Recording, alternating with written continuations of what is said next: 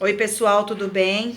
Bem-vindos a mais um vídeo. Hoje nós vamos falar na matéria ainda de português, mas falando sobre produção de texto, algumas dicas para a gente saber como que se constrói um texto, tá? E aí, em específico, era o que a gente fazia antigamente na nossa redação. Antes de começar a produção de texto, a gente deve prestar bastante atenção. Primeiro, tem título esse texto? Se não tiver, então a gente tem que dar, né? E aí, lembrando que o título sempre tem que vir com a inicial na letra maiúscula.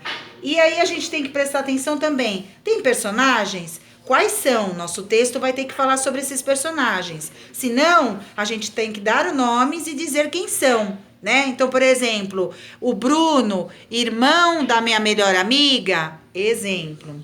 Ver qual é o lugar onde isso acontece. É num parque? É na casa? Então, é para você se organizar o que tem numa casa, o que tem num parque, né? Quarto e principal, tem que identificar o problema dessa redação. Então, por exemplo, a Magali ganhou um cachorrinho. Mas ela não pode ficar com esse cachorrinho. Então, esse é o problema. Como ela vai resolver esse problema? Então, a gente tem que achar como vai resolver, né? Uma solução. E no final, usar a criatividade. Bom, na produção de texto, o tema, que é o título, tem que estar de acordo com o desenho, se só tiver um desenho, com o texto inicial, se tiver falando só sobre o texto, com os desenhos e quadrinhos, então quadrinho 1, quadrinho 2, quadrinho 3, com tal que cada quadrinho, etapa por etapa, fala, e outros, tá?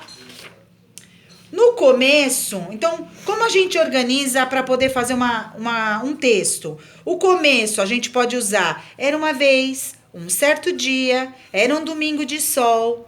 No meio, quando a gente estiver falando sobre o assunto do texto, algumas palavrinhas que ajudam a construir o texto. No meio, de repente, então, quando, neste momento, lá, alguém, algum, também, mas, né? Já. E no final, finalmente, a gente pode escrever. E no final. Então, quando a gente for construir um texto, tem 3 grandes bloquinhos, né? Parágrafos. O começo, o meio e o fim.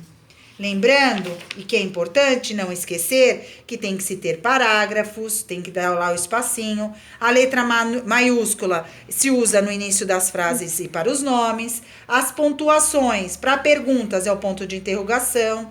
A afirmativa ou negativa é o ponto. A exclamação é um tracinho e um ponto.